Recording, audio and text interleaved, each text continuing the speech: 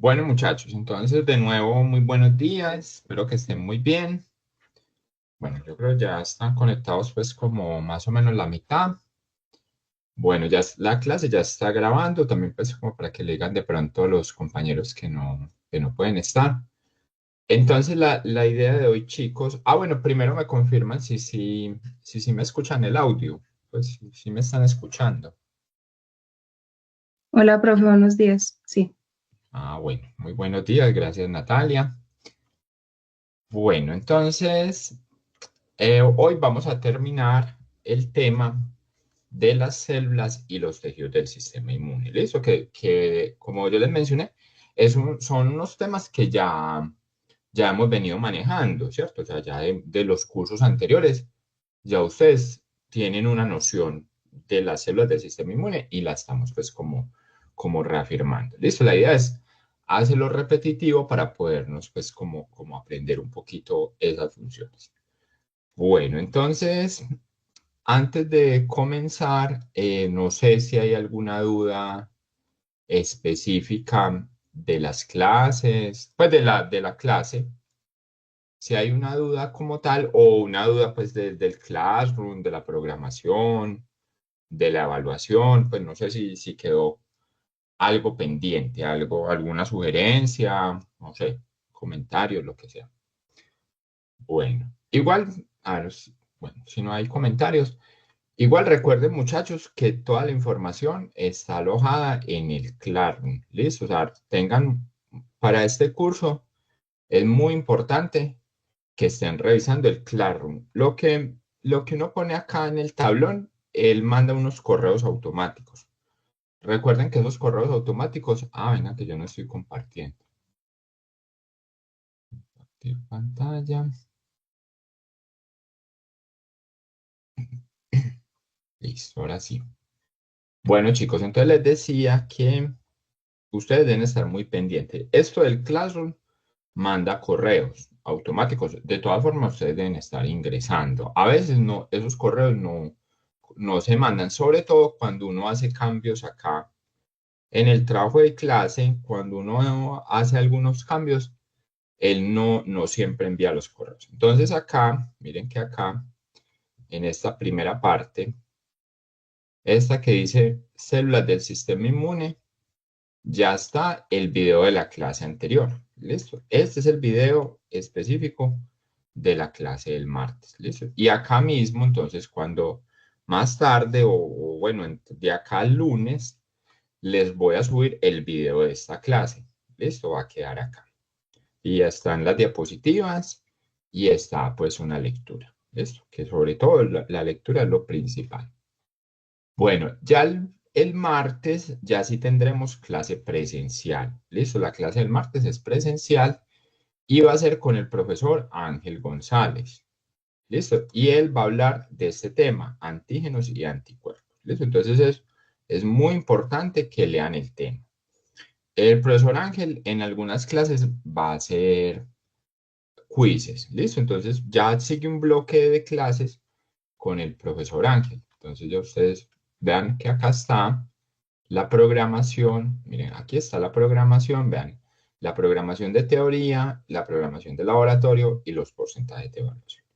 Entonces, muy importante, es esta programación, miren, aquí dice versión 1, 19 de agosto.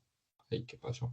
Bueno, esto puede ir cambiando, ¿listo? O sea, entonces, para que esta programación la tienen que ir revisando constantemente.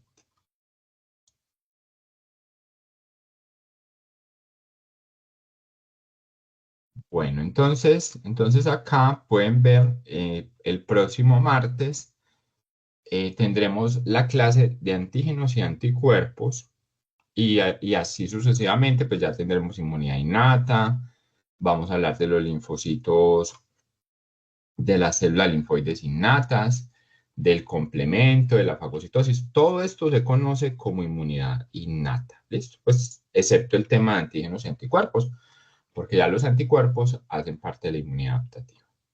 Pero todo esto es inmunidad innata principalmente, es la mayor parte de los temas. ¿Listo? Entonces miren que es más o menos hasta el 16 de septiembre Luego ya empezamos otro tema, que es el de HLA y presentación antigénica, y luego el examen. Vea que el examen es vean, es exactamente dentro de un mes, el 23 de septiembre. ¿Listo? Y todas estas clases con el profesor Ángel González son presenciales. ¿Listo? Son presenciales los martes a las 10 y los jueves a las 12. ¿Listo? Entonces, y para que estén bien juiciosos leyendo el tema, porque puede haber quiz en algunas de esas clases. Y en el examen algunas preguntas van a ir en inglés. ¿Listo? Entonces, para que también no nos vamos reforzando en eso. Recuerden que todo esto es un proceso de aprendizaje. Y en el examen evaluamos principalmente la memoria. No debería ser así, pero por la dinámica que tenemos, por la universidad, por el número de estudiantes, los tiempos, por todo eso, evaluamos gran parte de cosas de memoria. Listo, pero también tratamos de hacer algunas preguntas de análisis y en los laboratorios y en algunas presentaciones que van a hacer más adelante, pues ya evaluamos esas otras habilidades que también son importantes. Listo. Si tienen alguna duda de la programación, pues me pueden preguntar en este momento o me pueden escribir. No hay ningún problema. Listo. Profe, Entonces, hola, sí. buenos días, yo tengo una pregunta. Los temas, pues las unidades temáticas son las que se ven en el Classroom. Exacto, sí. Las Ah, unidades temáticas, muy bien, Natalia. Entonces, miren acá donde dice trabajo de clase, entonces miren, este primer tema, células y tejidos, ya lo estamos viendo. Luego sigue antígenos y anticuerpos, que miren, ahí está. Y luego sigue inmunidad innata e inflamación. Y ya, o sea, el tema del examen son estas tres unidades, una, dos y tres. Ya esta que dice inmunidad adaptativa, ya hace parte del segundo examen. ¿Listo? Y ya el tercero, bueno, y también en el segundo examen, también entra una partecita de esta de respuesta inmune a las infecciones. Y ya el tercero ya es toda la parte de inmunidad, de inmunología aplicada a algunas enfermedades, como los tumores, las infecciones o las inmunodeficiencias y las alergias. ¿Listo? Entonces, sí, las unidades temáticas grandes son estas. ¿Listo? Y como les digo, estén consultando, pues por ejemplo aquí está el capítulo para la otra semana.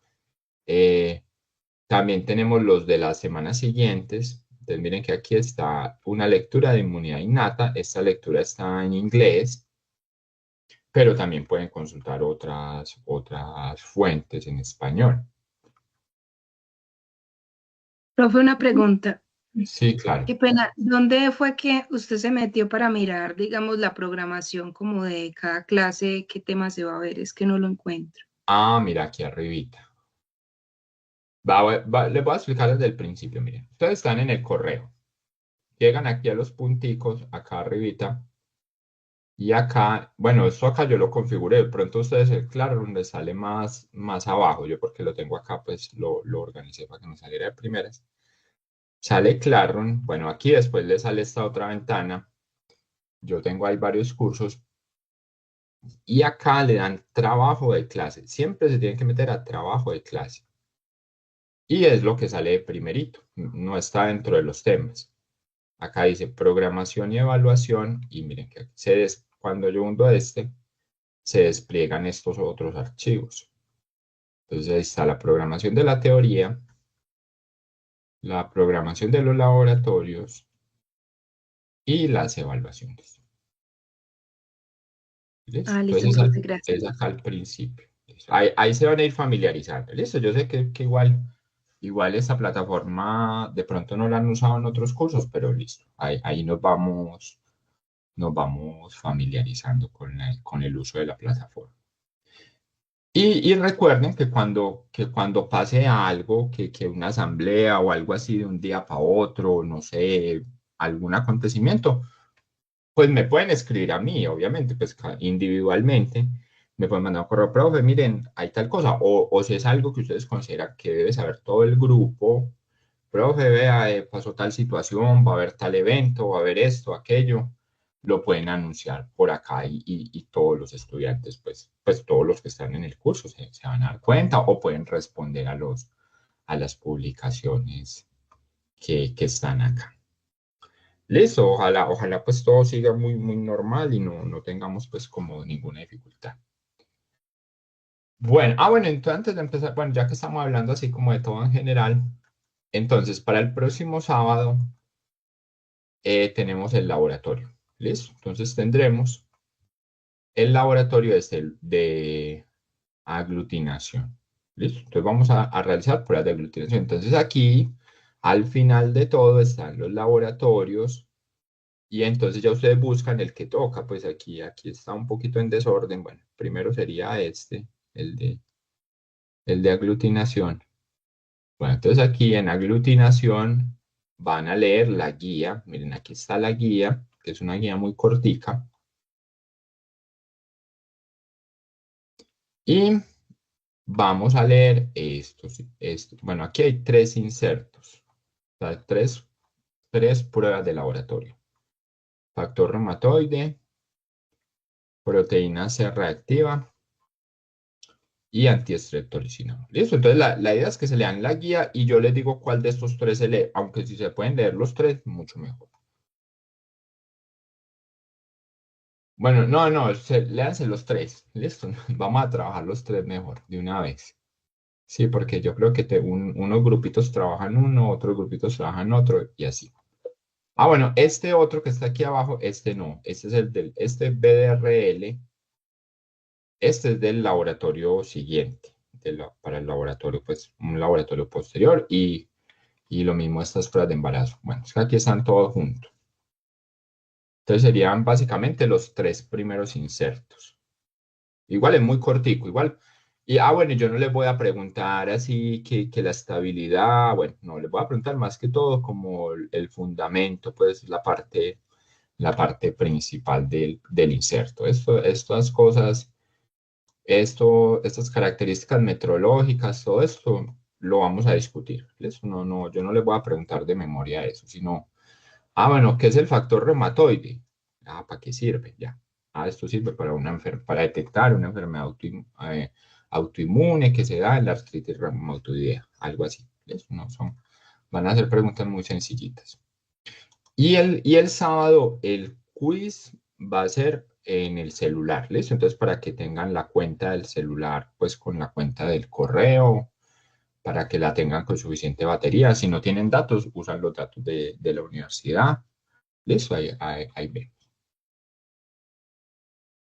Bueno, ¿listo? Entonces ya quedamos ahí. Bueno, entonces ahora vamos a continuar con la clase. Entonces, la clase anterior, muchachos, la clase anterior se resume muy fácil. La clase anterior hablamos de que había una célula madre que se llama la célula madre hematopoyética. De esa célula madre hematopoyética se derivan todas las células que están en la sangre, por eso se llama hematopoyética. Y produce también los eritrocitos y las plaquetas. Hablamos cosas de los neutrófilos.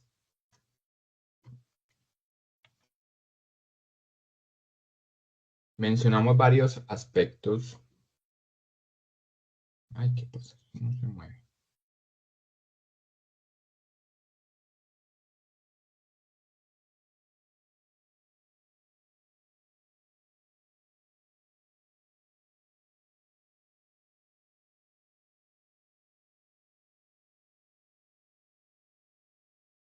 Bueno, entonces miramos varias cositas de los neutrófilos. Entonces, en conclusión, o sea, los neutrófilos, pues de muchos datos que dimos, el dato que se tiene que aprender es que los neutrófilos son células fagocíticas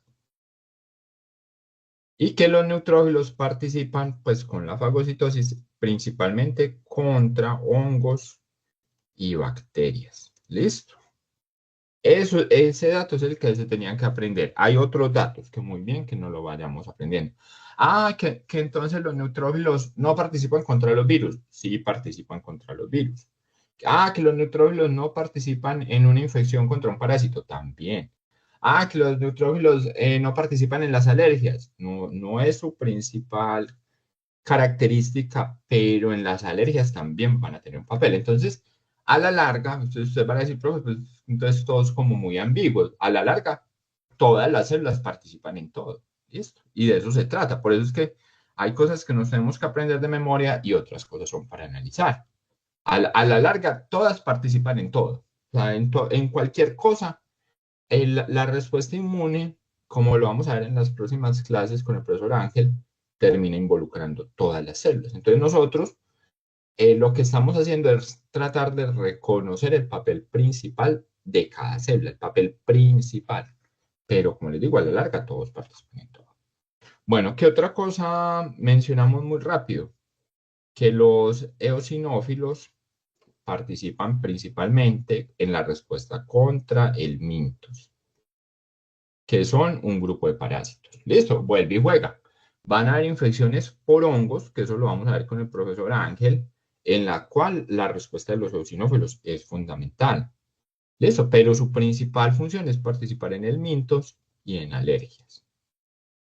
Listo, y estas células no hacen fagocitosis, sino que liberan el contenido de sus granos. Las otras células, los basófilos, cuando mencionan la palabra basófilo, lo primero que se tiene que venir a la mente es alergias. Listo. También los basófilos participan en todo, muchachos. O sea, si una persona que no tenga basófilos también va a empezar a tener otras alteraciones del sistema inmune. ¿Listo? Entonces, no es que no, solo en alergias. Y por último, hablamos de los monocitos que en los tejidos adoptan el nombre de macrófagos. Bueno, y los basófilos en tejidos se llaman monocitos. Listo, estas células cambian de nombre cuando pasan a los tejidos, el monocito y el macrófago. Y ay, venga muchachos, vea qué error tan grande cometí acá. Me va a tocar borrar eso del video. Los basófilos en tejidos se llaman mastocitos, no monocitos, ¿cómo así? Mastocitos. Y los monocitos se vuelven macrófagos. Y los mastocitos también participan en la selección.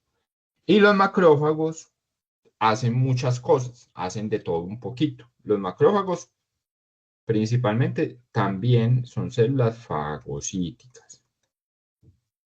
¿Listo? Y van a participar en todo. ¿Listo? ¿Y por qué? Porque son células muy activas, porque producen, porque hay muchos fenómenos de transcripción, o sea, constantemente se está activando el DNA para producir el RNA mensajero y produce RNA mensajero de muchas proteínas, entre ellas de estas moléculas que llamamos citoquinas. Vean, todo esto que vemos por acá son citoquinas.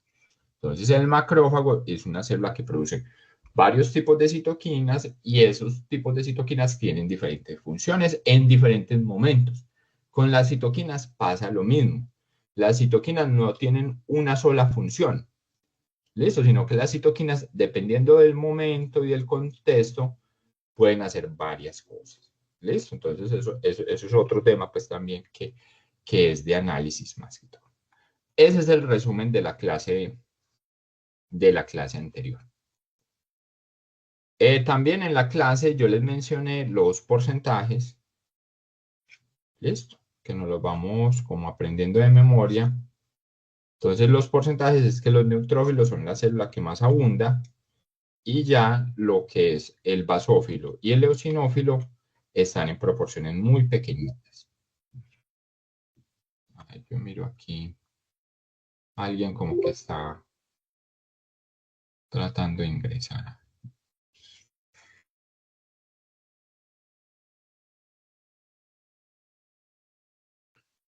Bueno, pues me sonó como si estuviera alguien.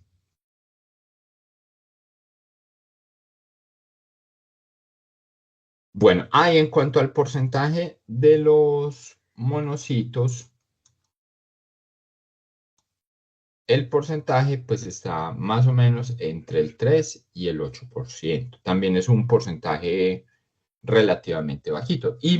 Y a la larga, el porcentaje de los monocitos se puede aumentar en todas las enfermedades. Solamente que con los virus se aumenta mucho más rápido. Entonces, el aumento de los monocitos, cuando en sangre, por decir algo, los monocitos suben al 20% o al 30%, eso puede darse en cualquier infección, pero es muy representativo de las infecciones virales, ¿listo? Aunque, como vuelvo y les digo, aunque estas células participan en todo, prácticamente en todos los procesos, el aumento es muy evidenciable principalmente en las enfermedades virales.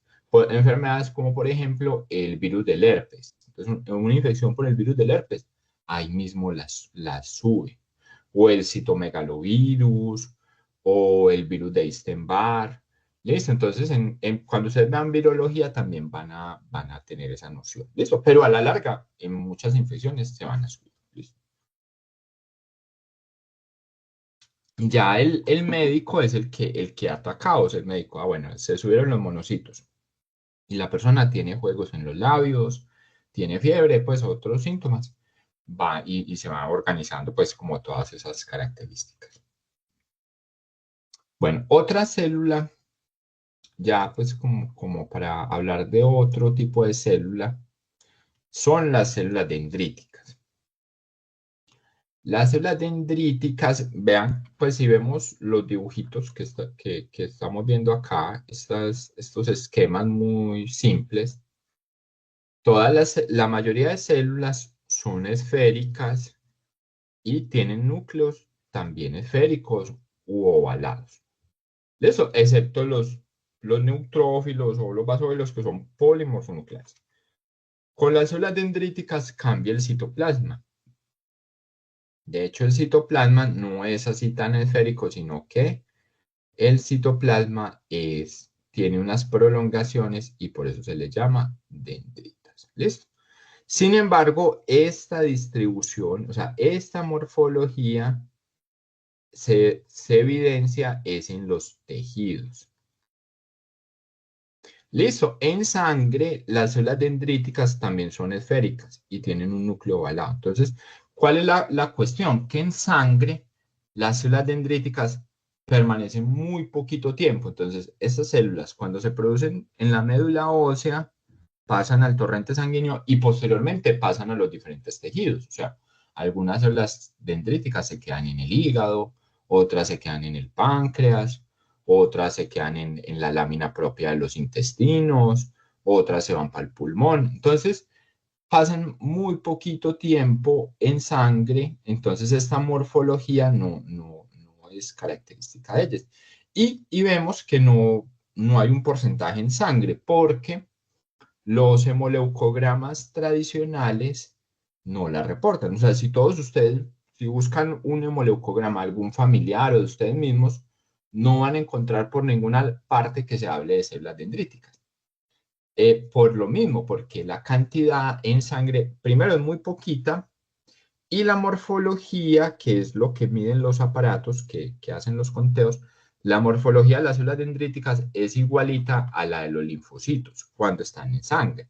Entonces, los aparatos que leen la cantidad de células, eso también lo vamos a discutir más adelante, pues esos aparatos usan unos láser y unos sensores de corriente eléctrica, y con eso es que determinan qué célula es.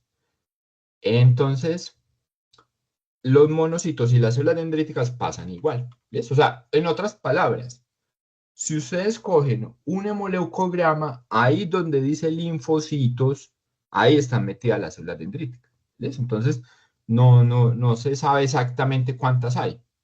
Ya cuando hay un problema inmunológico, ya sí se puede hacer una técnica más avanzada que se llama citometría de flujo.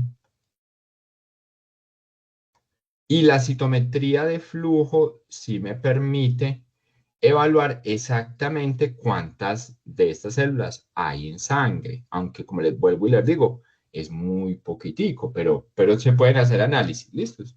Ya es algo muy interesante uno hacer análisis de poquitos, de células estas células en sangre pueden ser el 0,5% de todas las células. Entonces, ya uno entra a evaluar, bueno, disminuyó tanto, o puede que no estén, puede que no haya que haya 0 células dendríticas, que eso sí sería algo muy grave. ¿Listo? Entonces, la técnica de citometría de flujo la vamos a ver en los laboratorios. Bueno, entonces, la célula dendrítica. Bueno, entonces, miren ese cambio. A la larga, muchachos, todas las células, cuando pasan de sangre a los tejidos, sufren algún tipo de cambio, solo que pues es mucho más evidente en estas células, en los macrófagos. ¿Cómo será el cambio tan grande que les cambia el nombre y todo? Pues en el caso de los macrófagos y en el caso de los mastocitos, hay cambios morfológicos muy grandes y muy evidentes que cambian de nombre. Aquí lo interesante, pues no cambió de nombre, pues se le siguió llamando células dendríticas, pero todas sufren cambios, los neutrófilos, los basófilos, pues solo que ya son cambios muy moleculares, de moléculas específicas, y no son cambios grandes en la morfología. Por eso pues la mayoría de las células conserva su nombre cuando pasa a los tejidos. Entonces, estas células dendríticas, miren que acá el tamaño pues realmente no es que sean tan grandes, sino que esto hace referencia a las prolongaciones. ¿Listo? O sea, las células dendríticas tienen unas prolongaciones.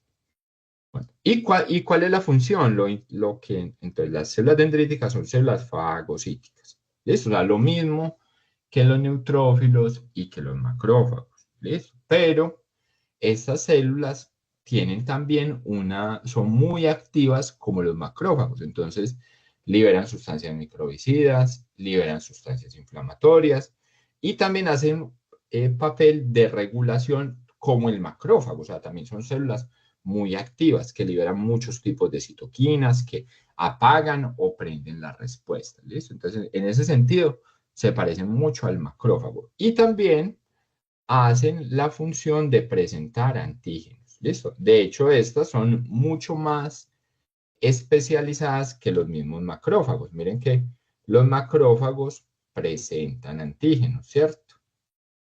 Entonces, estas células también, y de hecho son más especializadas. A nivel molecular, hacen unos procesos pues más avanzados que los vamos a ver más adelante. ¿Listo? Entonces, esa es la función principal.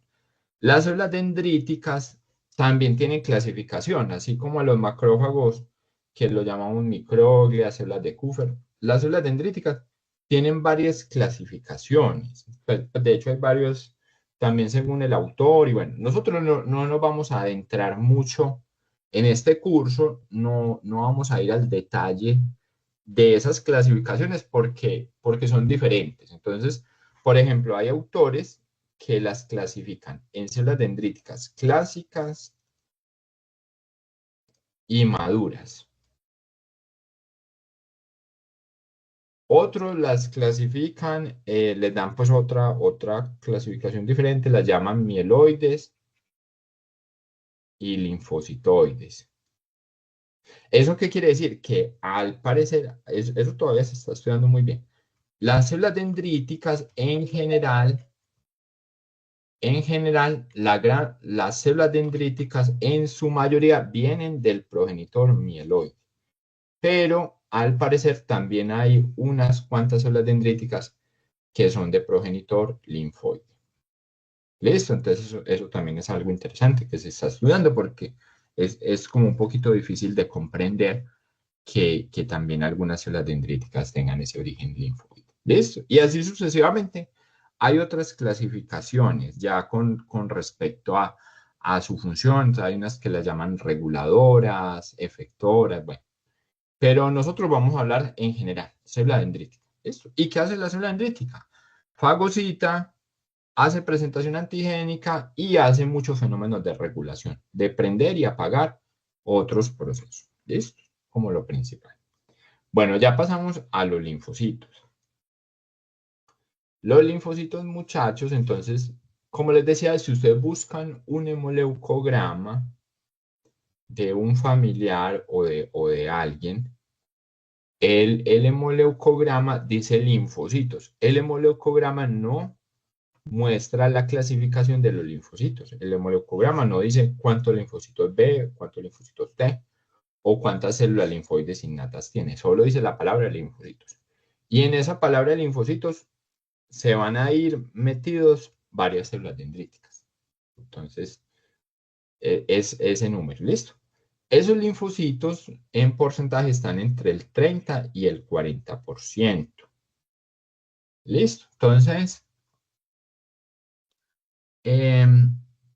ese porcentaje también se va a aumentar. Y resulta que los linfocitos participan también en todo. Ah, bueno, y lo mismo las células dendríticas. Miren que acá con las células dendríticas tampoco dije, que es que participan más contra las bacterias, más contra los hongos. No, participan en todo, como todas. Pero acá no hay pues como que sean trascendentales en alguna, no. Si no hay células dendríticas, es una inmunodeficiencia muy grave. O sea, no tener células dendríticas o tenerlas alteradas es algo supremamente grave. Lo mismo los linfocitos. Entonces, los linfocitos participan en todo. Y de hecho, los linfocitos generan lo que llamamos la respuesta inmune adaptativa. Eso que es una respuesta que induce fenómenos de memoria, que llamamos memoria inmunológica. En cambio, las otras células participan en la inmunidad innata, que es una respuesta, ya eso lo vamos a ver en las próximas clases con el profesor Ángel, en el cual van a ver las características de la inmunidad innata. Entonces, la inmunidad innata se da de forma rápida, no genera memoria inmunológica y reconoce ciertos patrones en los microorganismos o en las células alteradas. ¿Ves? Entonces, todo lo anterior es inmunidad innata y cuando llegamos aquí a los linfocitos ya es inmunidad adaptativa. Excepto, miren, siempre hay un excepto por las células linfoides innatas. Miren, su nombre lo dice, innatas. Ellas son de la inmunidad innata, no son de la adaptativa. Son unos linfocitos que hacen parte de la inmunidad innata. Bueno, entonces estas células ya les había mencionado que son esféricas, que tienen un núcleo esférico. De hecho, el núcleo abarca casi todo el citoplasma. Este dibujito está pues como un poquito mal hecho, pues no. El núcleo de un linfocito ocupa casi todo el citoplasma. O sea, esta foto sí es como más real lo que uno ve. Entonces es un núcleo que es muy activo, muchachos. O sea, lo mismo que los macrófagos y las células dendríticas. Entonces son células muy activas que todo el tiempo están produciendo muchas moléculas y generando muchos procesos de activación. Entonces, por eso el núcleo ocupa un gran espacio y la cromatina de los linfocitos, por lo general, es una cromatina laxa, o sea, no está compactada. A diferencia de los neutrófilos son todo lo contrario. Los neutrófilos son células que ya vienen listas y producen pocas moléculas. En cambio, los linfocitos son células que están pues como activándose todo el tiempo. Silencio. Entonces, estos linfocitos tienen varias funciones. Entonces, como les mencioné, su función principal es la de la inmunidad adaptativa, excepto las células linfoides innatas. Y dentro de estas células linfoides innatas hay un subgrupo que ya lo vamos a ver, que son las células innatas. Bueno, entonces producen muchas cosas, ¿listo? Citoquinas, etc. Entonces, estas células se dividen en linfocitos B. Los linfocitos B son muy importantes porque van a producir una proteína que se llama anticuerpos, que ya la han escuchado. La palabra anticuerpos no es nueva para nadie. Listo, que son unas moléculas muy importantes. Eso es lo que vamos a ver en la próxima clase. Van a ver la estructura de los anticuerpos, que son producidas por los linfocitos B. De otro lado, tenemos los linfocitos T, que también son células de la inmunidad adaptativa, y estos linfocitos T lo que hacen es coordinar toda la respuesta. Y dentro de estos linfocitos T hay varios subtipos. ¿Listo? Entonces, los linfocitos T se dividen en un grupito que se llama linfocitos T CD4 y también les damos el nombre de ayudadores. Y otro grupito que se llaman CD8 o citotóxicos. Listo, estas células, los linfocitos CD4 y CD8, van a tener muchas funciones, o sea, van a actuar en muchos tipos de infecciones, en muchas enfermedades, y básicamente son los que van a distinguir lo propio de lo no propio, o sea, van a reconocer de forma muy específica los microorganismos y también van a generar memoria inmunológica. Los linfocitos B también generan memoria inmunológica y producen anticuerpos. Listo, acá en la parte de arriba vemos un cuadro, una representación, esto es una representación gráfica de una citometría de flujo.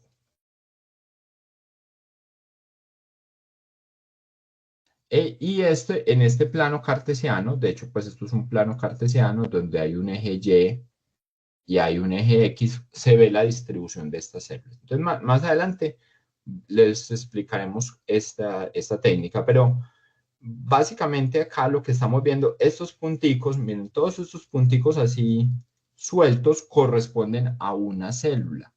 Entonces ya cuando aquí vemos estos colores es porque hay muchos puntos y están muy sobrelapados, o sea, hay muchas células y por eso se ven como estos colorcitos. Entonces básicamente aquí lo que se está viendo es que hay unas células que son CD8 que tienen la proteína CD8 y otras que tienen la proteína CD4. ¿Listo? Entonces así es como se analizan los resultados y pues más adelante ya les damos más detalles. Y miren que hay unos linfocitos que no son ni CD4 ni CD8, o sea, son esta esquinita aquí.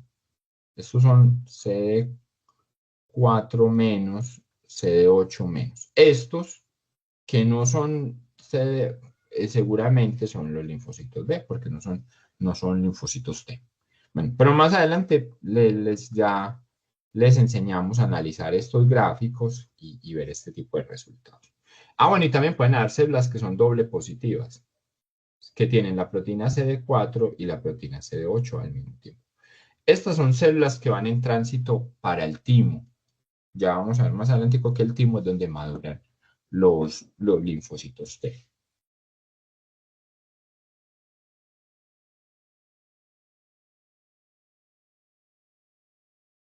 Bueno, entonces miren lo que les decía hace un momento.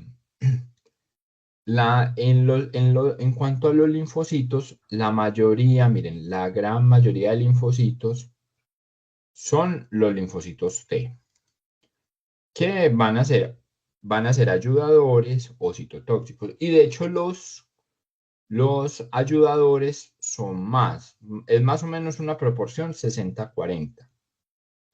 De todos los linfocitos, no de todas las células, sino de todos los linfocitos, más o menos el 60 son ayudadores y el 40 son citotóxicos. Dentro de los linfocitos T, porque miren que ya pues otro porcentaje acá corresponde a los linfocitos B. Este 25% es dentro de los linfocitos, no dentro de dentro de todas las células. Y un porcentaje mucho más pequeñito lo tienen, bueno, aquí dice NK, pero pues esto realmente serían las células linfoides innatas. Bueno, esa me la salté. Entonces, vean, las células linfoides innatas, vamos a tener una clase donde solamente vamos a hablar de ellas.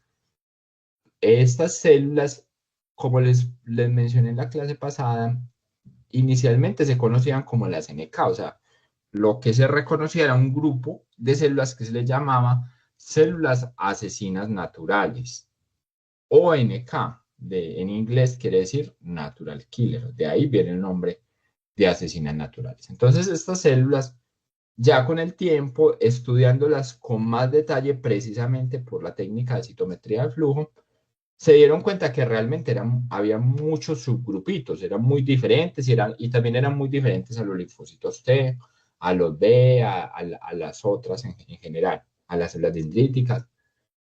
Entonces, estas células ya se les dio otro nombre porque realmente eran un grupo muy amplio. Entonces, acá tenemos una división, esto todavía está en debate. Entonces, miren, aquí, por ejemplo, bueno, no les puse la bibliografía. Entonces, bueno, sí, acá me faltó dejarle la bibliografía. Este autor o estos autores proponen 3 subgrupos de células linfoides innatas. Pero otros proponen 4. Por ejemplo, hay otros autores que las dicen la 1, la 2, la 3 y la 4. ¿Listo? Y acá, por ejemplo, las NK hacen parte de las ILC tipo 1. En cambio, pues otros las ponen acá. Nosotros no les vamos a preguntar eso en el examen, obviamente. Pues no vamos a entrar como en ese detalle. Vea cuántos tipos son, si son 3, si son 4, no. Vamos a enfocarnos como de pronto en sus funciones. Entonces, ¿qué hacen las células linfoides innatas? Las NK queden en un grupo aparte o hagan parte de las tipo 1. Las NK, su principal función es actuar en infecciones por virus y en tumores. ¿Listo? Esa siempre ha sido la función de las NK. ¿Listo? Participar en tumores. Y las otras células linfoides innatas, su principal función es producir citoquinas. Y esas citoquinas van a regular otros procesos. Entonces, ellas de forma directa no van a actuar contra los microorganismos, sino que van a producir citoquinas. De hecho, estas células, las tipo 1, las tipo 2, las tipo 3 o las tipo 4, pues como se clasifiquen, se parecen, pues tienen una función muy parecida a los linfocitos T ayudadores. ¿Listo? Son como similares, pero son innatas, o sea, no generan memoria inmunológica. O sea, seguramente en los primeros estudios estas caían dentro de los linfocitos T ayudadores, porque son muy parecidas. ¿Cuál es la diferencia entre estas células y los linfocitos T ayudadores? O sea, estos de acá, estos CD4, es que estos generan memoria. En cambio, estas células linfoides innatas, por eso su nombre lo dice, no generan memoria inmunológica. ¿Listo? Entonces es una función similar, pero la diferencia es eso. ¿Listo? Entonces, esto lo vamos a empezar pues, a ver ya con el profesor Ángel más adelante. Bueno, entonces miren acá en las diapositivas, y bueno, y en la bibliografía en el capítulo que les dejé hay un cuadro parecido, solo que este pues está un poquito más completo. Acá les dejo las células, sus porcentajes. Miren que los porcentajes cambian, pues los porcentajes, estos porcentajes son aproximados. Entonces, en algunos laboratorios dicen del 50 al 65. Otros del 60 al 75. Miren, aquí dice el 40 al 75. O sea, no hay un número exacto. Y ese número es poblacional. O sea, cada población maneja números diferentes, pero pues se mueven como en esos mismos rangos. Y cuando aumentan al 80, al 85%, que ahí es cuando estaríamos hablando de una infección bacteriana o por hongos. ¿Listo? Entonces esta tablita, miren, tiene el principal blanco o la principal función, los porcentajes de las que tienen porcentajes, por ejemplo, los mastocitos, no hay porcentaje porque pues los mastocitos son el basófilo que pasó a los tejidos. ¿Listo? Entonces ahí no hay porcentaje. Los linfocitos, vean entonces lo que les decía, el del 20 al 40% más o menos. Esos linfocitos ahí estarían las células dendríticas, estarían también, no, aquí esta literatura habla de NK, pero sería realmente células linfoides innatas.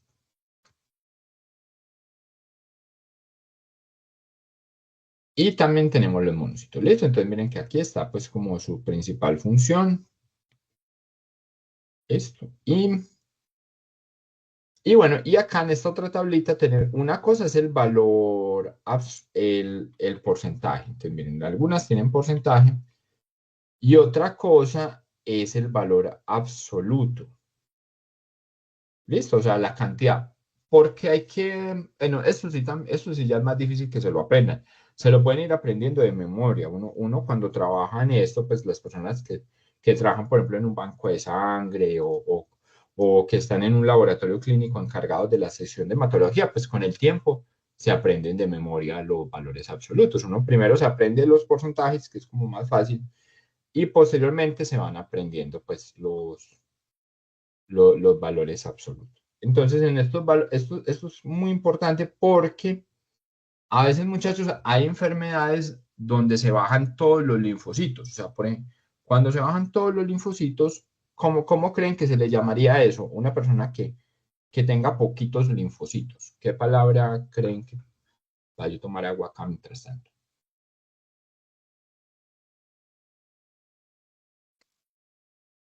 ¿Qué se les ocurre?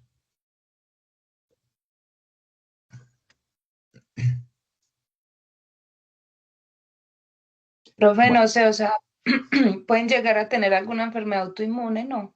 sí, pero eso, Porque ¿qué palabra? No, yo lo que hago referencia es a la palabra. Inmunodeficiencia. Es una inmunodeficiencia. Pero para yo decirle a una persona, usted tiene poquitos linfocitos. Sin Profe, decir leucopenia. eso. O sea, es una forma de decirle que tiene poquitos linfocitos sin decirle que tiene poquitos linfocitos.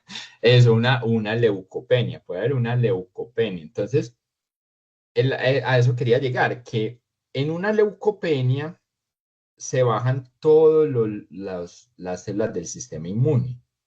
Entonces, en una leucopenia pueden salir normales los porcentajes. O sea, una persona con una leucopenia le hacen un hemoleucograma y como se le bajó todas las células, los porcentajes siguen siendo iguales, pero el valor absoluto bajó. Entonces, por eso es que es muy importante contrastar los dos, el valor del porcentaje y el valor absoluto, porque a veces eso puede generar como un engaño. O sea, si uno coge un hemoleucograma, como les digo, de acá a 8 días busquen un hemoleucograma de ustedes o de un familiar, de un primito, de la mamá, del que sea, y denle una miradita y miren, ay, tenía aumentados los linfocitos, tenía bajos los neutrófilos o estaban normales.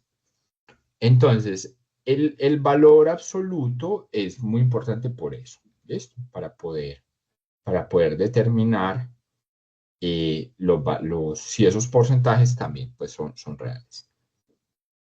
Bueno, y con el valor absoluto, por ejemplo, miren aquí, sobre todo el valor absoluto de los linfocitos es muy importante, porque con el valor absoluto de los linfocitos se puede hacer cálculos y con los datos de una citometría de flujo se pueden hacer cálculos ya de las subpoblaciones específicas. ¿Listo? Pero uno también tendría que hacer una citometría de flujo. Entonces, para sacar estos valores se tiene que combinar el hemoleucograma y aparte hacer una citometría de flujo. ¿Listo? Que eso en el laboratorio vamos a ver ese tema, pues, y vamos a hacer ejercicios. Bueno, entonces hasta ahí el tema de las células. ¿Listo? Entonces vean que vimos muchos detalles, vimos muchas cositas. Muchas ya se lo sabían, ya habían escuchado, las palabras no son raras para ustedes. Y en las siguientes clases vamos a seguir hablando de todas las células. ¿Listo? O sea, la idea es también repetir un poquito las funciones para que esa cosa vaya quedando claro. Pues en la medida que uno repite y analiza y repite y le pregunta al profesor o comenta con los compañeros, es que realmente pues van a tener ese proceso de aprendizaje. Listo. Bueno, entonces ahora pasamos a los órganos. Entonces, los órganos linfoides, bueno, los órganos del sistema inmune se conocen como órganos linfoides. ¿Listo? Y esos órganos tienen una clasificación que se conoce como órganos linfoides primarios y órganos linfoides secundarios. Los primarios es donde se generan bueno, aquí realmente sería maduran las células del sistema inmune. Esos órganos son el timo y la médula ósea. Listo, ya mencionamos un poquito la médula ósea. La médula ósea es donde están las células madre hematopoyéticas, donde esas células se van dividiendo y se van diferenciando. Y ese proceso de diferenciación lleva a la célula madura. Y cuando está la célula madura, esa célula madura pasa al torrente sanguíneo, pasa a la sangre y de la sangre se empieza a distribuir en los diferentes órganos. ¿Listo? Eso es lo que ocurre con la médula ósea. Y aparte tenemos los órganos linfoides secundarios, que es donde se almacenan, ya estos son un almacén, donde se almacenan las células del sistema inmune y aparte se da la respuesta inmunológica. Esos órganos linfoides secundarios son el principal secundario, pues es el que son unos órganos capsulares que están distribuidos en todo el cuerpo. ¿Listo? Y aparte tenemos otros, como el vaso también es fundamental, y otros ya más pequeñitos como las adenoides y las amígdalas. De hecho, las adenoides y las amígdalas, pues, realmente son similares a los ganglios linfáticos, pues comparten una estructura similar. Y de hecho hay personas, de pronto ustedes o algún familiar, le han hecho cirugías para sacarle las amígdalas. ¿Listo? Porque son unos sitios que se inflaman mucho. ¿Qué quiere decir? Que las células que están ahí están generando una respuesta inmune. Entonces, a veces ya él puede crecer de tamaño y puede empezar a afectar a la persona y se pueden extraer. Y eso no genera pues como un daño grave, porque igual siguen estando las adenoides y otros ganglios linfáticos cerquita. ¿Listo? Que van a suplir pues como esa función. Por eso las amígdalas se pueden extraer. No es que entonces a todo el mundo haya que extraerle las amígdalas, pues entre menos intervenciones uno tenga, mejor. Igual eso sigue siendo pues un procedimiento pues un poquito invasivo. Bueno, y el otro órgano linfoide importante es el tejido linfoide asociado a las mucosas. Eso ustedes lo vieron en morfofisiología, en los temas que vieron en los cursos de morfofisiología. Hay un tejido que está cerquita de las mucosas. Entonces, la principal mucosa es la mucosa gastrointestinal. La mucosa gastrointestinal comienza desde la boca, ¿cierto? O sea, el sistema digestivo comienza desde la boca. Entonces, todo desde la boca, desde la lengua hasta que finaliza el tracto digestivo en el ano, todo eso es una mucosa. Y las células, ¿dónde están? Las células del sistema inmune no están en la mucosa, están en el tejido adyacente. ¿Listo? Que entonces, por eso se llama tejido linfoide asociado a mucosas. Tejido linfoide asociado a mucosas. Entonces, la mucosa principal y la más extensa es esta, la mucosa del tracto digestivo, pero también tenemos la mucosa respiratoria, es muy importante. También está la mucosa del conducto auditivo, también están las mucosas de los ojos, del glóbulo ocular, y también está la mucosa geniturinaria. ¿Listo? O sea, miren que no es solamente la mucosa del tracto digestivo, sino, bueno, y también está la mucosa, también tendríamos la mucosa que va a los pulmones, pues porque aquí el tracto se comparte, ¿cierto? Al principio se comparte, pero si hay una mucosa también es asociada a los pulmones.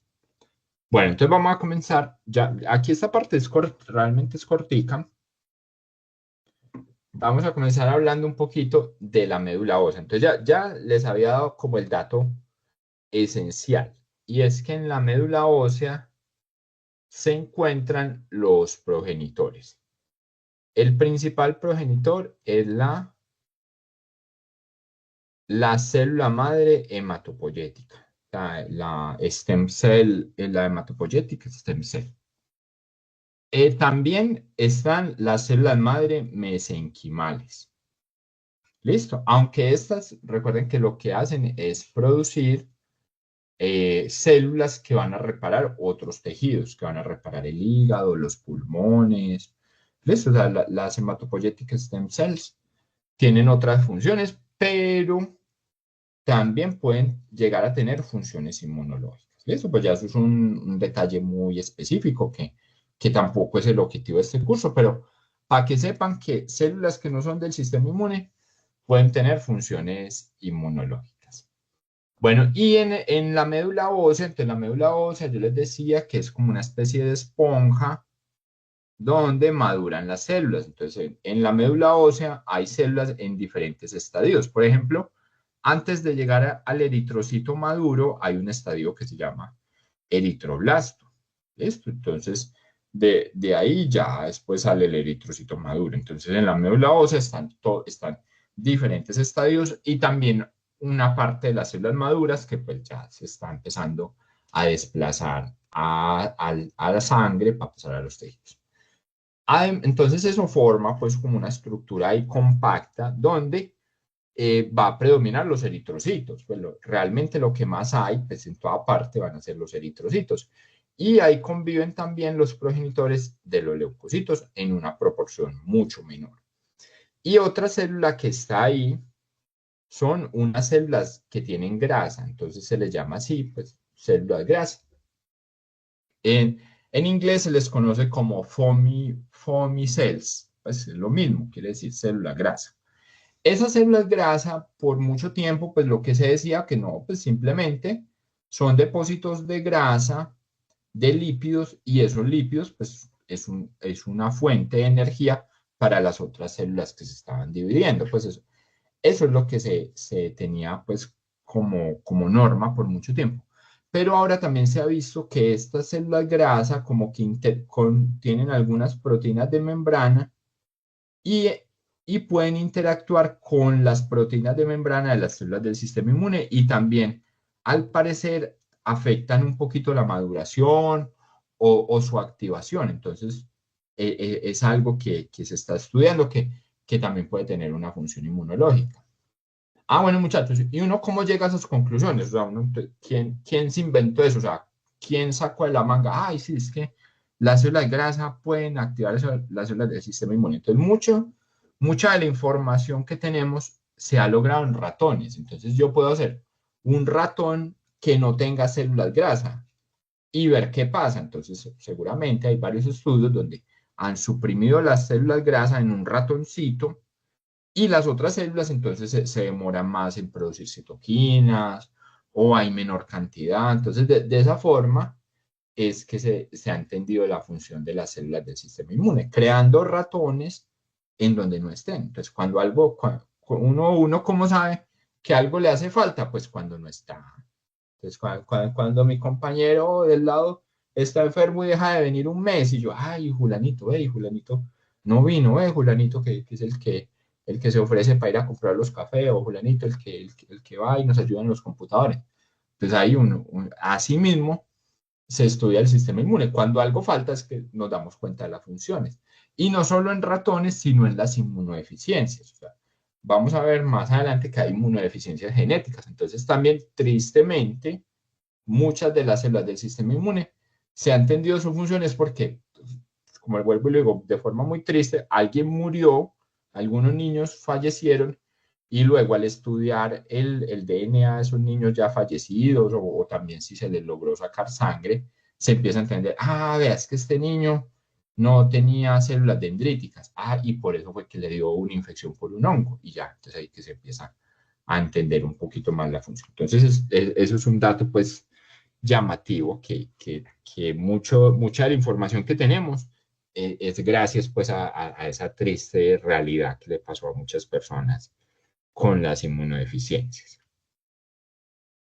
Bueno, entonces eso en relación a la médula ósea. ¿Listo? Bueno, en la médula ósea maduran todas las células, todas, o sea, todas excepto los linfocitos T.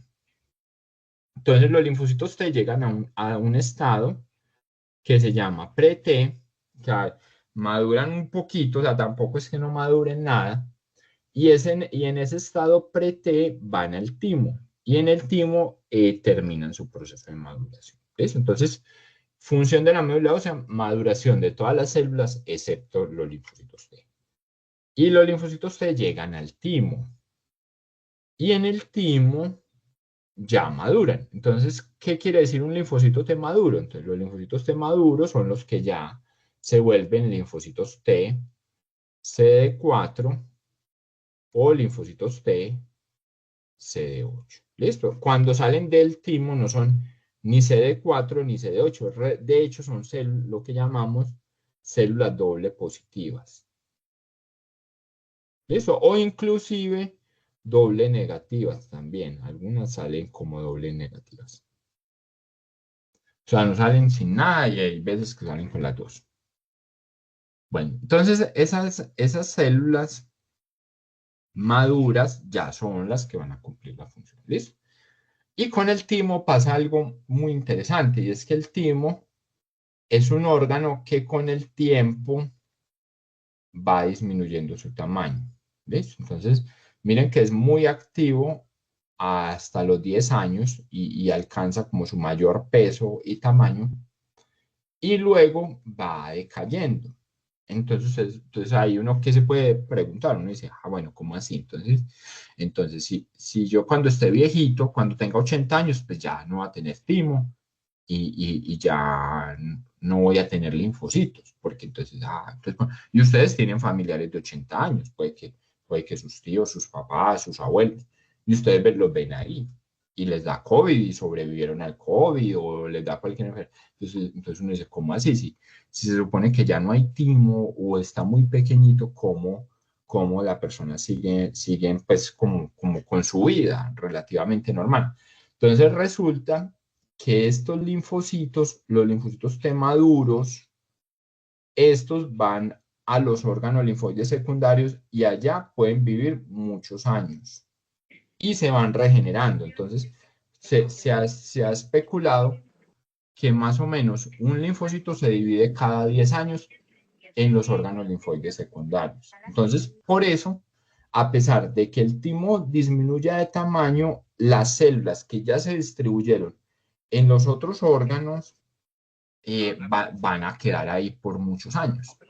No se sabe cuánto. Entonces, ya también en personas muy mayores, ya una persona que tenga más de 100 años, esas células que estaban en los órganos linfoides secundarios ya no tienen esa capacidad de regeneración. Y las que vienen de médula ósea, pues son más poquitas y van a llegar a un timo que ya es muy poco funcional. Por eso hay como una especie de inmunodeficiencia ya en edades muy avanzadas. Bueno, yo creo, muchachos, que alguien tiene el micrófono prendido. Pronto para que...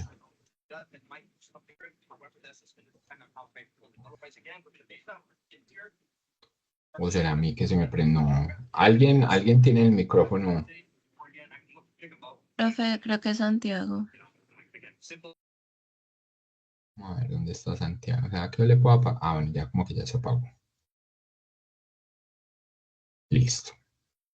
Bueno, entonces, bueno, eso lo vamos a discutir más adelante. Más adelante ya vamos a ver la clase de linfocitos T y les cuento más detalles de ese proceso. Entonces, en conclusión, el timo va disminuyendo de tamaño y eso afecta pues la maduración, pero las células maduras van a vivir mucho tiempo. Y si esas células maduras se retan con un microorganismo, eso va a extender un poquito más su vida. ¿Listo? Esas van a ser las células que llamamos células de memoria. Entonces el timo está en el mediastino. Y el timo es un órgano, pues acá vemos la ubicación más o menos, pues como acá cercana al corazón. Y, bueno, y el timo, entonces, por ejemplo, el hecho de no tener timo, hay personas que no tienen timo, eso es algo muy grave. Entonces aquí vemos un ejemplo de un ratoncito que no tiene timo. Entonces, algo muy interesante es que cuando se afectan los genes que codifican para el desarrollo del timo o el cromosoma, es que de hecho hay todos los genes en un cromosoma, el ratoncito no solamente tiene afectaciones en el sistema inmune, sino que también en el pelaje. Entonces vemos acá un ratón que no produce pelaje y es por eso, porque se afectaron los genes que controlan el desarrollo del timo y también la producción de pelo y también tienen alteraciones óseas. Y algo parecido pasa en el humano. En los humanos hay personas que no tienen timo. Entonces miren que eso sería muy grave, porque si una persona no tiene timo, no va a tener linfocitos T maduros. Y entonces, por ende, se afecta la producción de células CD8 y de células CD4, que son, pues, trascendentales en la respuesta inmune. Esa enfermedad, pues no vamos a ver detalles de esa enfermedad, pues ya eso ya es algo muy, muy clínico, pero esa enfermedad se llama síndrome de Dijor. Listo, entonces en el síndrome de Dijor no se produce el timo o el timo es muy pequeñito. Entonces, en el síndrome de Dijor hay diferentes grados de severidad. Entonces, obviamente le va más mal al que no tiene timo que al que tiene un poquito de timo. Entonces, ese poquito de timo madura algunas células y bueno, y la persona entonces no es una inmunodeficiencia tan grave, pero sí tiene más infecciones de lo normal. Bueno, entonces ese dato con respecto al timo. Ya cuando vamos a la clase de linfocitos T, les vuelvo a hablar de esa clase, yo creo que la voy a dar yo. Les voy a mencionar exactamente cómo se da la maduración del timo, o sea, cómo el linfocito pre-T se vuelve ya un linfocito T maduro. Listo, en esa clase vamos a dedicar mucho tiempo a hablar de los procesos moleculares y celulares para que esto se dé. Bueno, entonces ya de otro lado tenemos los órganos linfoides secundarios. Secundarios. En estos órganos linfoides secundarios, entonces, como les mencioné, pues uno de los fundamentales es los ganglios o nódulos linfáticos. ¿Listo? O sea, les conoce también como ganglios. Ganglios o nódulos linfáticos, son lo mismo. Estos son órganos que están distribuidos en todo el cuerpo, como podemos ver acá. Miren, por ejemplo, hay unos ganglios en las axilas. Y así sucesivamente, pues por todo el cuerpo. Acá también cerca de las amígdalas, por eso, como les digo, hay personas que les pueden sacar las amígdalas y también las adenoides. Entonces, miren que se distribuyen por todo el cuerpo. Y hay un ducto que se llama el ducto torácico. Mírenlo acá. Es en esta partecita del ducto torácico es donde se da una interacción entre el flujo sanguíneo y el flujo linfático. Bueno, estos ganglios linfáticos están conectados por vasos linfáticos. Y bueno, y también los ganglios también tienen irrigación sanguínea, o sea, no, aquí en este dibujo no está representado, pero los ganglios también tienen salida pues por venas y arterias, no solamente los vasos linfáticos, pero lo que quiero resaltar es que hay un ducto que es un poquito más, de un calibre mayor que los vasos linfáticos normales y se conecta con acá en el corazón y ahí puede haber un intercambio de células. Bueno, entonces, ¿qué pasa en el ganglio linfático? En el ganglio linfático es donde se van a almacenar principalmente los linfocitos T, o sea, los linfocitos T ya maduros que vienen del timo van a llegar a los diferentes ganglios. O sea, del timo, el timo que también está como por acá, del timo las células maduras se van a distribuir en todos los ganglios. ¿Listo? Entonces lo que yo les decía, esos linfocitos T pues ya se van a empezar a alojar en cada uno de esos ganglios y el timo va a empezar a disminuir el tamaño progresivamente. Listo, pero la persona no se va a quedar sin linfocitos. ¿Por qué no se va a quedar sin linfocitos? Porque pues igual va a haber una producción, aunque menor, pero tenemos los linfocitos de los ganglios. Y esos linfocitos de los ganglios se van a ir dividiendo. Y eventualmente van a salir a sangre y van a pasar a otros ganglios. Y pues eso va a mantener el pool. Entonces en el ganglio va a haber una zona que se llama la zona de linfocitos T. Entonces ahí es donde se van a almacenar los linfocitos T. Esa zona es como en la mitad, como en la médula. En la médula del ganglio es donde se almacenan los linfocitos T. Y ahí van a vivir mucho tiempo. Lo que yo les digo, no se sabe exactamente. Hay personas que dicen que pues hay estudios, no personas, sino que no se lo inventó nadie. Hay personas con experimentos en ratoncitos o en cultivos celulares que luego de su experimentación dicen, vea, posiblemente los linfocitos T vivan 3 años. Otros dicen, no, viven 10 años, o 1 año, 10 años. Todo eso se hace en ratoncitos. Y en ratón, la vida de los ratones es muy cortica. Entonces uno, cuando hace un experimento en ratones, lo extrapola. Pues una semana de un ratón equivale como a 5 años humanos, algo así. Entonces uno hace como ese tipo de especulaciones. En todo caso, en la médula están los linfocitos T. Y en la corteza de los ganglios están los linfocitos B. ¿Listo?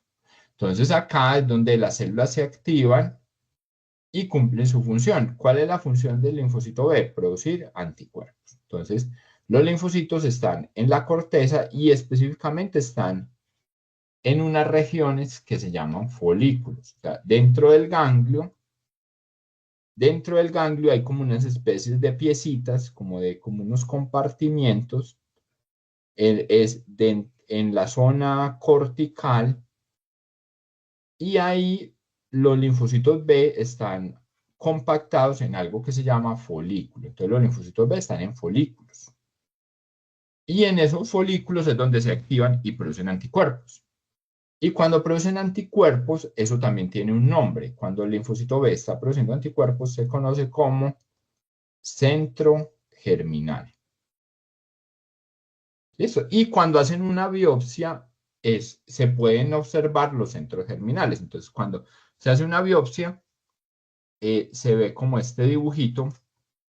Hay una zona que no se colorea, que es la parte del centro germinal. Como hay tantos anticuerpos, no se colorea con los colorantes que le echan los patólogos. Entonces se ve como una zona blanca y esa zona blanca corresponde al centro germinal. ¿Listo? Que es como la mitad del folículo.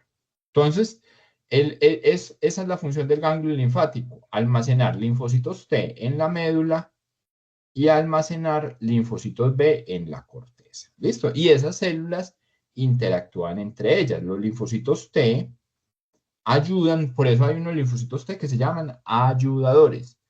Esos linfocitos T ayudadores le ayudan a los linfocitos B para que se activen y estos producir anticuerpos.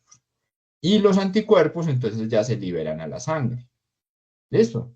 Y esos anticuerpos pues ya van y cumplen una función. Los linfocitos B también pueden salir, o sea, y los linfocitos T también. De hecho, los linfocitos T que salen son los linfocitos T CD8, que son los citotóxicos. Entonces, esos, para cumplir su función, sí tienen que salir del ganglio y ir a algún tejido donde se esté dando, pues, una alteración. Esos linfocitos T, CD8, se me olvidó decirles ahorita, participan principalmente en infecciones contra virus y contra tumores.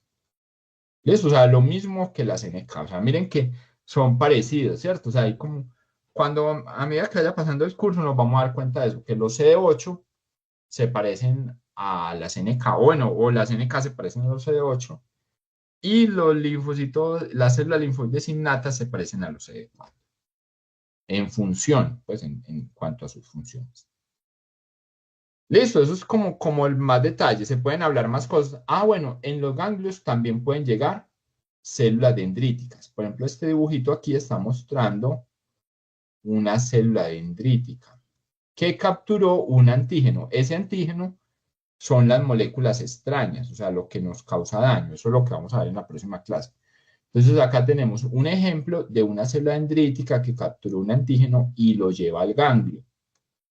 Y en el ganglio, esa célula dendrítica le puede hacer el proceso de presentación antigénica al linfocito T. Presentación antigénica. Entonces, y eso va a ayudar a que se active pues el linfocito T. ¿Listo? Por eso es muy importante la médula del ganglio. ¿Listo? Y acá vemos un dibujito, ya esto es una foto de un microscopio de fluorescencia. Esa clase la vamos a ver también, la microscopía de fluorescencia, donde se ve esto. Miren, está marcado con rojo. Con rojo se marcaron los linfocitos T y con un fluorocromo, por eso cuando se habla de microscopía de fluorescencia se habla de fluorocromos, con un fluorocromo verde se marcaron los linfocitos B y ahí es donde se ve pues como la distribución del dibujito. Acá vemos que hay como unas células rojas como que se meten a la parte de los linfocitos B. Es por eso, porque los linfocitos T vienen a ayudarle a los linfocitos T y se encuentran, de hecho, ellos se encuentran en la zona que se llama zona paracortical. Y ahí hay una interacción entre los linfocitos T y los linfocitos B. Igual, entonces vean, es que todo lo que vemos en los libros son dibujitos así bonitos. ¿Qué es este dibujito tan bonito? Es un dibujito creado por ChatGPT y una persona que le dio los datos de hágame esto, así, así, así.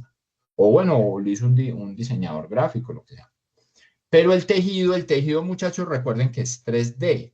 Los tejidos no son 2D. Entonces, cuando uno ve un corte de un tejido, va a ver esto, va a ver cosas así. Entonces uno dice, ay, ve, es que los linfocitos T se están metiendo a la zona cortical. No necesariamente, sino que donde cortaron, como es un tejido 3D, donde se hizo el corte, ahí van a quedar algunas células. ¿Listo? Entonces también uno muchas veces como que se acostumbra a ver el sistema inmune y todo así, en dibujitos, en muñequitos, así al estilo Goku, todo muy bonito, pero la realidad es esta, o sea, estas sí son las fotos reales de cómo son las cosas.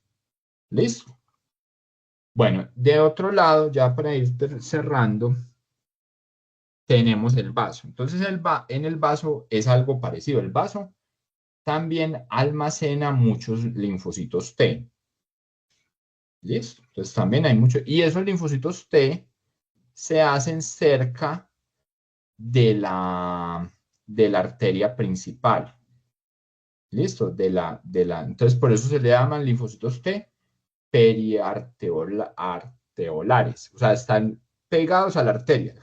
No digamos esa palabra tan larga. Entonces, eso es lo que viene siendo la médula acá. Pues, solo que acá no están así tan compartimentalizados, sino que están cerca de la arteria y las ramificaciones de la arteria. Entonces, todo eso está lleno de linfocitos T cerca de la arteria. Ahí es donde se almacenan. Y también luego de esa partecita, ahí se forman también folículos. O sea, en el vaso también hay folículos. Y en esos folículos pues están los linfocitos B y en esos folículos también se pueden generar centros germinales. ¿Listo? Entonces, esa parte del vaso es lo que se conoce como la pulpa blanca. Entonces, la pulpa blanca es donde están los linfocitos T y los B. Y es una zona cercana a la arteria. Ya en la zona más alejada, ya es lo que se conoce como la pulpa roja. Pues esta llamada pulpa blanca, la otra llama la pulpa roja. Y en la pulpa roja, pues básicamente están los eritrocitos. Ah, bueno, ¿y por qué hay tantos eritrocitos en el vaso? Porque el vaso es donde llegan los eritrocitos que se van a ser depurados. ¿Y quién los va a depurar? Los macrófagos. Entonces el vaso es rico en macrófagos y la función de esos macrófagos es fagocitarse los eritrocitos envejecidos. Acá vemos otro dibujito, acá en la parte de abajo, de lo que le estaba diciendo. Miren, tenemos la arteria principal, luego de la arteria están los linfocitos T, y luego de los linfocitos T hay folículos donde están los linfocitos B. Y el resto por fuera, ya la pulpa roja, llena de macrófagos. Estos macrófagos, recuerden que una de las funciones de los macrófagos es presentar antígenos. Entonces, en el vaso, los macrófagos le pueden presentar antígenos a los linfocitos T. Listo, entonces miren que en el ganglio, la célula como que principalmente llega al ganglio es la célula dendrítica y le presenta a los linfocitos T. En cambio, en el vaso, las células que más van a llegar van a ser los macrófagos, pero eso no es una regla, o sea, al vaso también van a llegar células dendríticas, ¿listo? O sea, miren que en el sistema inmune nada es de blanco y negro.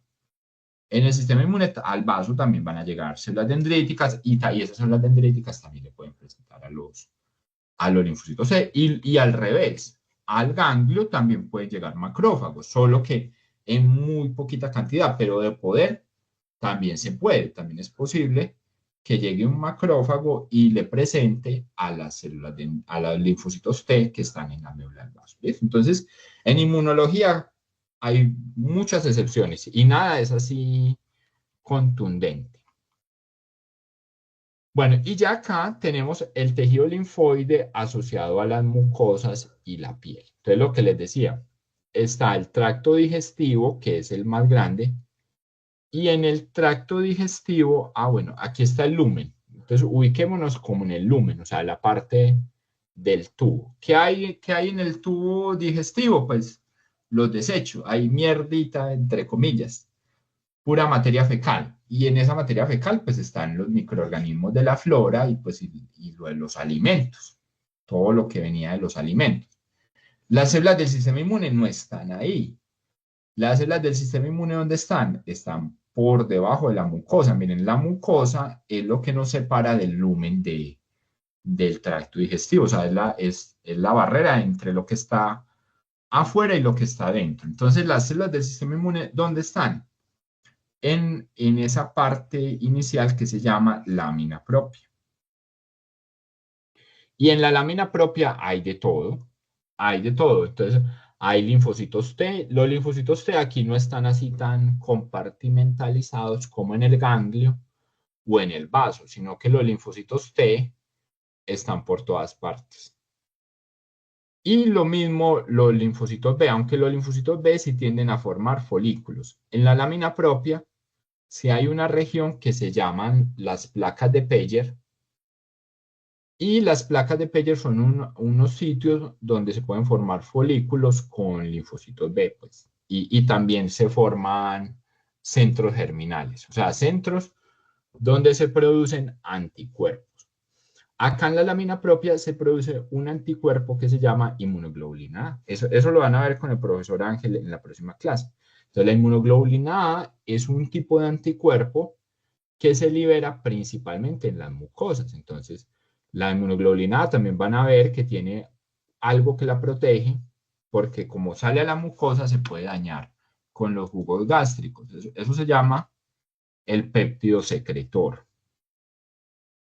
¿Listo? Pues como les digo, eso lo van a ver en la próxima clase. Y además, la inmunoglobulina A forma dímeros. O sea, realmente son dos inmunoglobulinas A pegadas entre ellas. Y eso es lo que se libera a las mucosas. Entonces se puede liberar a la mucosa digestiva. Por eso uno podría hacer diagnóstico en la materia fecal. Miren que del COVID se habló mucho de buscar el COVID en la materia fecal por PCR. Pero yo en la materia fecal también puedo buscar anticuerpos, ¿listo? Pero, y bueno, y esto no solo aplica para la mucosa, sino pues también para la piel. Entonces, en la piel, en las lágrimas, en el sudor, en la orina, en muchas secreciones puede haber inmunoglobulina. ¿Listo? De hecho, por ejemplo, lo mejor para saber que la vacuna del COVID funcionó, o sea, ya que nosotros nos aplicamos la vacuna del COVID, ¿cuál era la mejor prueba para saber si funcionó? No si estamos vacunados o no, sino que funcionó, buscar la inmunoglobulina en la saliva. ¿Sabes? Esa era la prueba definitiva. Cuando tuvimos el problema de la pandemia, que no pueden salir, que la cédula, que yo no sé qué, por ejemplo, en algunos países, en Corea, que sí tenían el dinero y la tecnología en Corea del Sur, ellos lo primero que empezaron a implementar fue la medición de la inmunoglobulina A contra el virus del COVID en la saliva. Entonces, el que tenía la inmunoglobulina A en la saliva decían, no, este ya o tiene la vacuna o ya se enfermó y tiene los anticuerpos. Esa persona puede salir tranquilamente. Entonces, esa es la prueba definitiva. Bueno, otra cosa que llama la atención en este dibujo son estas células M. Miren, esta es muy llamativa. Esta célula M, miren que como que rompe la mucosa. Esas células M permiten el paso de algunas moléculas de los microorganismos. Entonces es como una especie de puerta giratoria en la mucosa y esas células M entonces van a permitir la entrada de componentes de los microorganismos que van a a preactivar las células del sistema inmune. Entonces van a preactivar los macrófagos, los mastocitos, uno que otro neutrófilo que llegue. Entonces, en este sistema, las células del sistema inmune están preactivas. ¿Y por qué están preactivas? No es que haya una infección. Una infección es cuando por algún motivo una de estas bacterias entre acá a la lámina propia. Eso sí sería algo grave. Eso es una infección ya. Esa bacteria no tiene por qué entrar al tejido. Si entra, va a causar una peritonitis, una infección como tal del tracto digestivo. Pero sí pueden entrar algunos componentes de las bacterias, pues en la materia fecal hay de todo, hay hongos también, entonces componentes sobre todo esos hongos o bacterias van a entrar y van a mantener en un estado de preactivación las células del sistema inmune. Y ese estado de preactivación es muy importante. De hecho, se han hecho experimentos en ratoncitos. Por ejemplo, yo puedo coger un ratoncito y darle muchos antibióticos y borrarle la flora, borrarle los microorganismos de la flora normal. Entonces yo le puedo quitar la flora.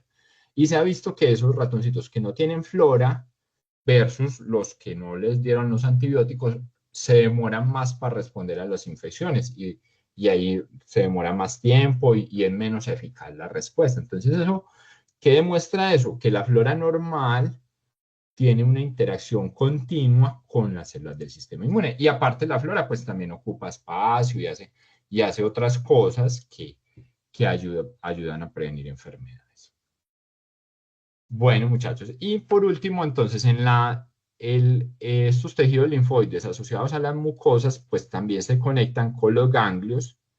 Entonces, eventualmente, por ejemplo, acá vemos una célula dendrítica, miren pues este dibujo tan interesante, la célula dendrítica saca como una prolongación, como una especie de piecito y podría fagocitar, y eso que fagocitó se lo podría presentar a los linfocitos T que están acá o pasar a un vaso linfático e irse a un ganglio linfático. Y en el ganglio linfático presentarle a otros linfocitos T. Y así empezar a activar la respuesta inmune adaptativa. ¿Listo? Pero todo esto pues lo vamos a retomar más adelante. Bueno, y entonces ese tejido linfoide asociado a mucosa hay varios. Entonces tenemos el que está asociado al tracto gastrointestinal que se conoce como GAL. ¿Listo? Ese es el tejido asociado a la mucosa gastrointestinal. ¿Listo? Bien, y es lo mismo pues el de las placas de Peyer.